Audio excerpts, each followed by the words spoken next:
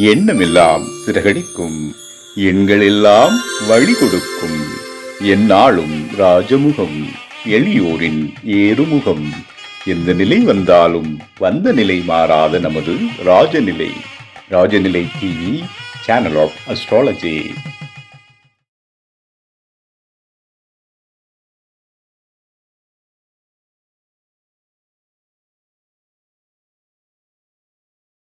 வாழ்க வையகம், வாழ்க வையகம், வாழ்க வளமுடன். அம்மா அப்பா பாதம் அடைந்து வணங்குகிறேன். ஜோதிட குருமார்களுக்கும் நவகிரகங்களுக்கும் பஞ்சபூதங்களுக்கும் பிரபஞ்சத்திற்கும் குலதெய்வத்திற்கும் என் அன்பான வணக்கம். கதிரவன் மதியம் அங்காரகன் முந்தியும் கருணை உள்ள சுரதம் குருவும் காரவன் காரியம் ராகுவும் கேதும் கருதுமிகு சோமாக 11ஆம் இடம் வந்து உச்சநிலையான என்ற பரிவோடு மகிழ்ந்தால் செய்மன்றோ. உலகெங்கும் உள்ள ராஜநிலை டிவி ரசிக பெருமக்கள் அனைவருக்கும் உற்சாகமான காலை வணக்கம். இன்று பிறந்தநாள் மற்றும் திருமணநாள் கொண்டாடும் அனைவருக்கும் ராஜநிலை டிவி சார்பாக வாழ்த்துக்களை தெரிவிப்பது உங்கள் ராஜநிலை எண்கணித வித்தகர் லால்குடி செந்தில். இன்றைய பஞ்சாங்கம் உத்தராயண காலம் விஸ்வாவசு வருடம் பங்குனி மாதம் 11ஆம் தேதி புதன்கிழமை இன்று 25/3/2026. நல்ல நேரம் காலை 9:30 மணி முதல் 10:30 மணி வரை, மாலை 4:30 மணி முதல் 5:30 மணி வரை. கௌரி நல்ல நேரம் காலை 10:30 மணி முதல் 11:30 மணி வரை, மாலை 6:30 மணி முதல் 7:30 மணி வரை. ராகு காலம் மதியம் 12 மணி முதல் 1:30 மணி வரை. குளிய நேரம் காலை 10:30 மணி முதல் 12 மணி வரை. யமகண்டம் காலை 7:30 மணி முதல் 9 மணி வரை. வடக்கு திசை இன்று சூலம்.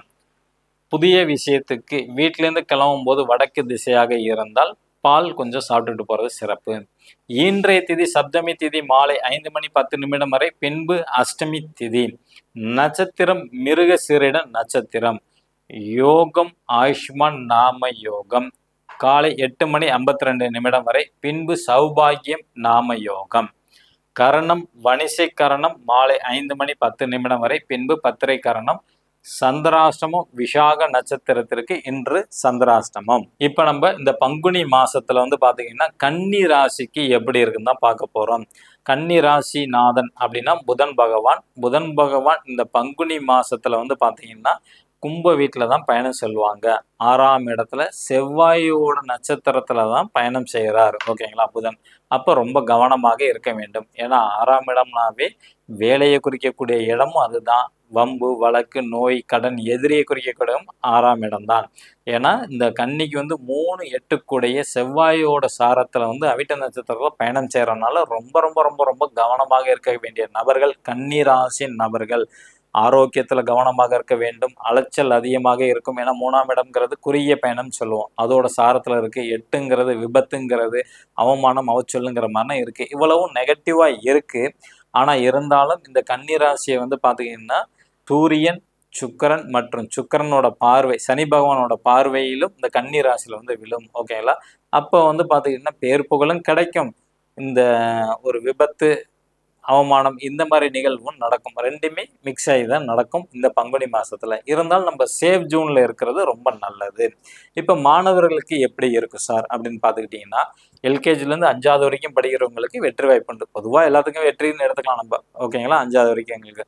6வதுல இருந்து +2 வரைக்கும் படிக்கக்கூடிய மாணவர்கள் கண்டிப்பாக வெற்றி வாய்ப்பு உண்டு. குரு பார்வை இருக்கு, சனி பகவான் பார்வை இருக்கனால ஏதாவது ஒரு பரீட்சையில ஒரு கவனம் சிதறனால மார்க் மிஸ் ஆகும். தெரிஞ்ச கேள்வியை விட்டுட்டு வரதுக்கான வாய்ப்புகள் உண்டு. 6வதுல இருந்து 12வது வரைக்கும் படிக்கிறவங்க மார்க் எதிர்பார்த்த மார்க் கொஞ்சம் கம்மியாகும். ஓகேங்களா, சனி பகவான் பார்வையினால.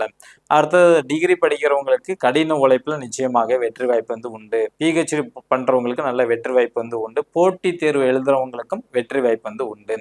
அடுத்தது 2ஆம் இடமான குடும்பம் தனம் வாக்கு வருமானத்தை குறிக்கக்கூடிய இடம் 2ஆம் இடம். இப்ப கன்னி ராசிக்கு 2ஆம் இடம்ங்கிறது சுக்கிரன் வருவார். அவரு பாத்தீங்கன்னா மீன ராசியில உச்சம் அடைஞ்சிருக்கிறாங்க. அப்ப நல்ல வருமானம்ங்கிறது இந்த கன்னி ராசிக்கு உண்டு. ஓகேங்களா, குடும்ப நபர்களோட அன்பு ஆதரவு ஒற்றுமை எல்லாமே கிடைக்கும். ஏன்னா உச்ச நிலையில இருக்கிறாங்க, 7ஆம் இடத்துல இருக்கிறனால. அதே மாதிரி 7ஆம் இடம்ங்கிறது காதல் விருப்பம் அப்படின்னு சொல்லக்கூடிய இடம். அப்ப கன்னிராசியில பிறந்தவங்களுக்கு டீனேஜ் வயசுல இருந்தாங்கன்னா காதலிக்கிறதுக்கான வாய்ப்புகள் அதிகம் வரும். ஓகேங்களா, அடுத்தது 3ஆம் இடம். 3ஆம் இடம்ங்கிறது பாத்தீங்கன்னா இளைய சகோதர சகோதரி மற்றும் மாமனாரை குறிக்கக்கூடிய இடம். ஓகேங்களா, இதோட அதிபதி கன்னி ராசிக்கு 3ஆம் இடம் தான் விருச்சகம், செவ்வாய் வராங்க. அவங்க வந்து பார்த்துக்கிட்டிங்கன்னா ராகு சாரத்துல கன்னி ராசிக்கு 6ஆம் இடத்துல பயணம் செய்வார் பங்குனி மாதத்துல. அப்ப விருச்சிக ராசிலேருந்து பார்க்கும்போது அது 4ஆம் இடத்துல பயணம் செய்யுது ராகுவோட. அப்ப நிச்சயமாக இவர்கள் வீடு வாங்குறது, நிலம் வாங்குறது, வாகனம் வாங்கக்கூடிய எண்ணங்கள் அதிகமாக இருக்கும். அந்த யோகமும் கிடைக்கும். கன்னி ராசியில பிறந்தவங்களோட தம்பி, தங்கச்சி அல்லது மாமனாருக்கு இந்த அமைப்பு வந்து உண்டு. அதே மாதிரி ராகு சாரனால நல்ல லக்ஸுரியான காஸ்ட்லியான கார் வாங்குறதுக்கான அமைப்பு யோகம் வந்து உண்டு. ஓகேங்களா? அதே மாதிரி வந்து பார்த்தீங்கன்னா இந்த 3 நபர்கள் மாமனார் இருக்கட்டும் அல்லது தம்பியா இருக்கட்டும் அல்லது தங்கச்சியா இருக்கட்டும் இவங்களோட உங்களுக்கு கருத்து வேறுபாடு வரும். ஏன்னா உங்க ராசியிலிருந்து கன்னி ராசியிலிருந்து அது 6ஆம் இடத்துல பயணம் செய்யறதுனால கொஞ்சம் கருத்து வேறுபாடுகள் வரும். இப்ப கார் லக்ஸுரியா வாங்குறாங்க பொறாமப்பட்டான் அப்படின்னு கூட சொல்லுவாங்க. அதனால கொஞ்சம் நீங்க கவனமாக இருக்கணும் உங்க தம்பி தங்கச்சி கிட்ட மாமனார்கிட்டலாம். ஓகேங்களா? அடுத்தது 4ஆம் இடம்ங்கிறது தாயை குறிக்கக்கூடியது. கன்னி ராசிக்கு 4ஆம் இடமான தனுசு வீடு குரு பகவான் அவரு வந்து பாத்தீங்கன்னா 10ஆம் இடமான மிதுனத்துல வந்து பயணம் செய்கிறார். அங்கிருந்து தன் 7ஆம் பார்வையாக தனுசு வீட்டை வந்து பார்ப்பாரு. ஓகேங்களா? அப்போ உங்களோட தாய்க்கு வந்து அதிகப்படியான சமுதாய தொடர்பு 7ஆம் இடம்ங்கிறது சமுதாயத்தை குறிக்கக்கூடியது. அந்த தொடர்பு வந்து அதிகமாக இருக்கும் அல்லது சமுதாயத்துக்கு ஏதாவது செய்யணும் அப்படிங்கிற மாதிரி ஒரு எண்ணங்கள் வந்து வரும்.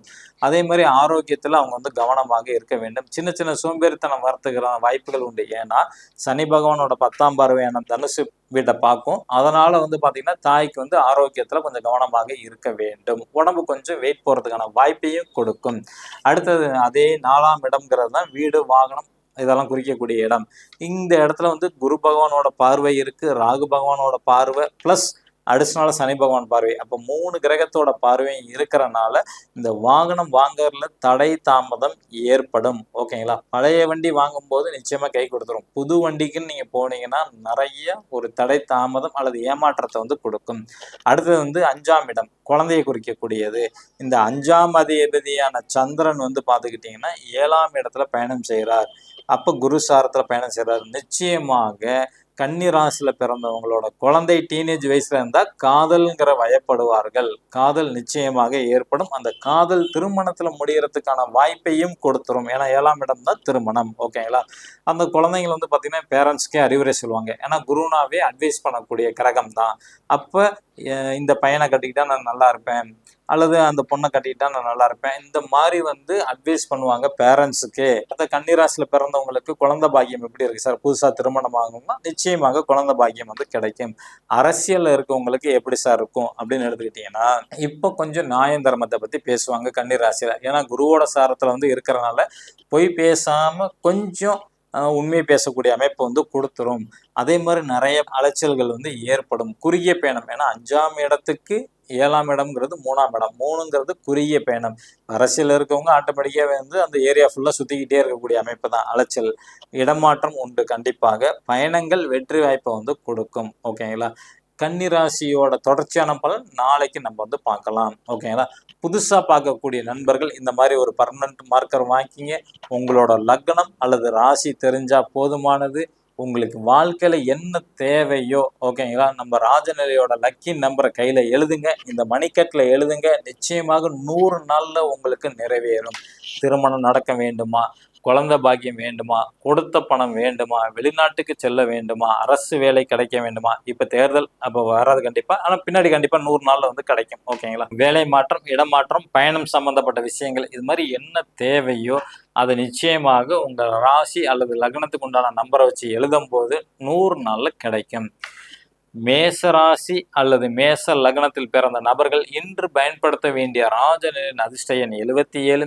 ரிஷப ராசி அல்லது ரிஷப லக்னத்தில் பிறந்த நபர்கள் இன்று பயன்படுத்த வேண்டிய ராஜநிலையின் லக்கி நம்பர் 06. மிதுன ராசி அல்லது மிதுன லக்னத்தில் பிறந்த நபர்கள் இன்று பயன்படுத்த வேண்டிய ராஜநிலையின் லக்கி நம்பர் 02. கடகராசி அல்லது கடக லக்னத்தில் பிறந்த நபர்கள் இன்று பயன்படுத்த வேண்டிய ராஜநிலையின் அதிர்ஷ்ட எண் 04.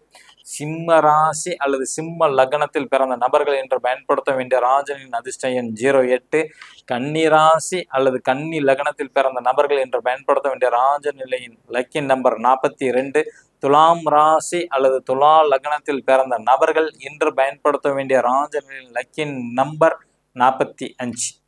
விருச்சிக ராசி அல்லது விருச்சிக லக்னத்தில் பிறந்த நபர்கள் இன்று பயன்படுத்த வேண்டிய ராஜனின் அதிர்ஷ்ட எண் 72. தனுசு ராசி அல்லது தனுசு லக்னத்தில் பிறந்த நபர்கள் இன்று பயன்படுத்த வேண்டிய ராஜனின் அதிர்ஷ்ட எண் 41. மகர ராசி அல்லது மகர லக்னத்தில் பிறந்த நபர்கள் இன்று பயன்படுத்த வேண்டிய ராஜனின் அதிர்ஷ்ட எண் 73. கும்பராசி அல்லது கும்ப லக்னத்தில் பிறந்த நபர்கள் இன்று பயன்படுத்த வேண்டிய ராஜனின் அதிர்ஷ்ட எண் 74. மீன ராசி அல்லது மீன லக்னத்தில் பிறந்த நபர்கள் இன்று பயன்படுத்த வேண்டிய ராஜனின் அதிர்ஷ்ட எண் 84. இது அனைத்தும் காமனான எண்ணு தான். ஓகேங்களா? உங்க ஜாதகத்துக்கு அதிர்ஷ்டமான செல்போன் நம்பர் இருக்கா, ஏடிஎம் பின் நம்பர் இருக்கா, மணி டிரான்ஸ்ஃபர் பண்ணக்கூடிய பாஸ்வேர்டு, இதெல்லாம் நல்ல லக்கியான நம்பர் தான் வச்சிருக்கீங்களா உங்க ஜாதகப்படி அப்படின்னு தெரிஞ்சுக்கணும். கீழே உள்ள வாட்ஸ்அப் நம்பருக்கு தொடர்பு கொள்ளுங்க. இந்த நாள் இனிய நாளாமைய அடியேனும் பிரபஞ்சத்திடம் பிரார்த்தனை செய்து கொண்டு உங்களிடமிருந்து விடை பெற்றுக் கொள்வது உங்கள் ராஜநிலை எண் கணித வித்தகர் லால்குடி செந்தில். நன்றி, வணக்கம், வாழ்க வளமுடன்.